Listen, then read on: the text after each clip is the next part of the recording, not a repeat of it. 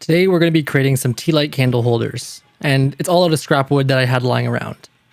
This is a continuation of my series for prepping for a Christmas market that's coming up. This is episode 4, and if you guys want to check out the other episodes, I'll include a link in the top right corner. So I had this scrap walnut that I thought would be cool as a Tealight candle holder just because of its size. I also have this maple square piece, but I have other pieces which I end up using instead. So what I'm doing is setting up my fence for a dado cut. I'm doing multiple passes and flipping the piece between each cut so that I have even cuts on either side. And I keep doing this, slowly adjusting the fence until that maple piece will comfortably fit inside. Now in this video, I'm building 2 different type of Tealight candle holders. This is going to be one of them, and the other one you'll see shortly. Now, I didn't separate them in the video, they're kind of mixed in together. I'm editing it in the way that I actually built it in person. So I kept it where when I go to the router table, I have both pieces at the router table. I hope it doesn't get too confusing, but you guys can let me know down in the comments. Moving on to glue up, it's quite a simple one. All I'm doing is lining this up so that it's center and then marking so I have a rough idea on where these pieces need to be in line with the walnut so it's even on both sides. I'm applying some glue inside of each dado slot and then brushing it out to just have a nice even spread. Now if you're wondering where these maple pieces came from, because obviously the one prior was very long, I already had these cutoffs from another project. So they kind of just worked out. They were already 45'd and everything.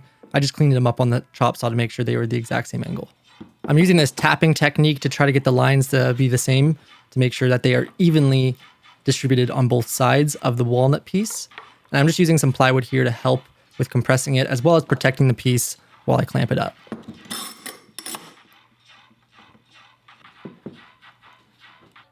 Now while we let this dry, let's go ahead and take a look at the next project.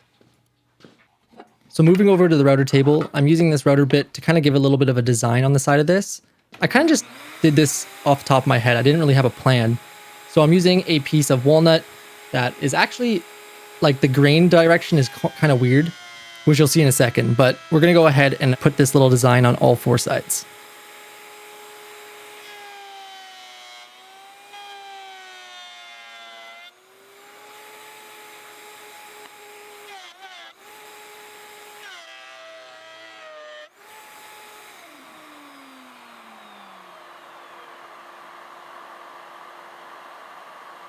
Now you can kind of see here what that design did to the piece. I thought it was like a nice way of not just making it a square, but kind of giving that traditional look. Now we're going to go ahead and swap the bit over to a V-groove bit. What we're doing here is adding this little V-notch all the way around. And I will say, I'm very happy that I got a router table, but it's very annoying that the little red circle is lower than the plate itself. I'm probably going to 3D print a replacement, but this is where I kind of had to make a decision for safety. I wanted to go ahead and add this just so I had a better chance of not screwing up. But now we're running into the issue where it's catching on the fence.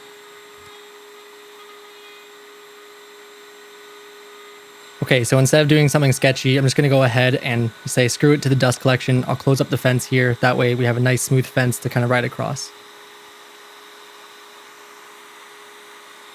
Now here is where you could start seeing me run into that issue where it catches on the plate right after the red ring. Now, to be able to combat this, I kind of just slightly raised the piece to get over that little lip, but unfortunately it was making a very uneven cut on that edge. So I ended up just sanding it out. But let's go ahead and go back to the first Tealight candle holder, because now it's time to router this. So I want to do like a nice little chamfer edge on this one. One thing I probably should have thought of before is doing the chamfer before I glued on the little maple strips. So I had to kind of work around those maple strips, and I do come up with a solution on how to fix that later, which I will show you. But for now, we're just putting on this nice little chamfer, and here's how it looks.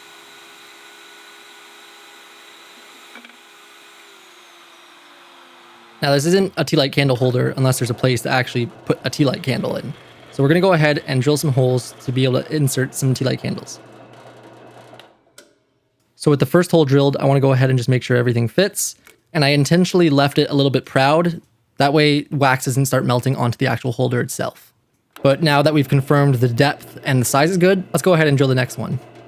I want to quickly talk to you guys about this Christmas event that happened. As I mentioned in my last video, it has happened. I do have a video planned in the future to kind of go over how it all went, but a lot of the footage from these recent videos and a few upcoming ones, a lot of the footage isn't exactly to the quality level that I would normally want. Normally I want to do a lot more cinematic shots and more interesting content. I just had to get a lot of product pumped out. So my apologies for not having the higher quality that I normally would try to go for. But if you guys have enjoyed any of these videos I've been making, let me know down in the comments. And thank you guys for watching.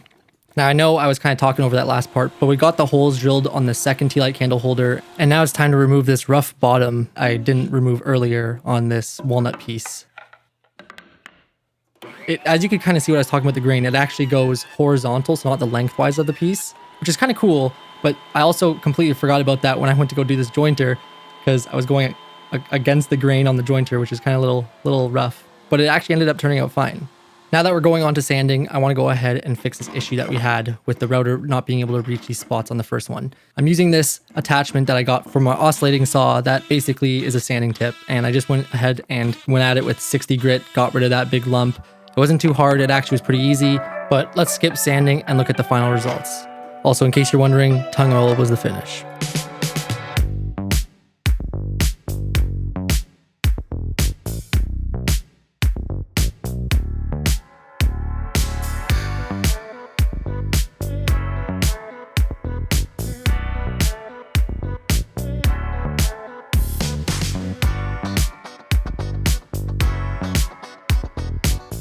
Thank you guys so much for watching. Make sure to check out the playlist on screen now to watch all the other videos of products that I made for this Christmas event. I'll see you next time.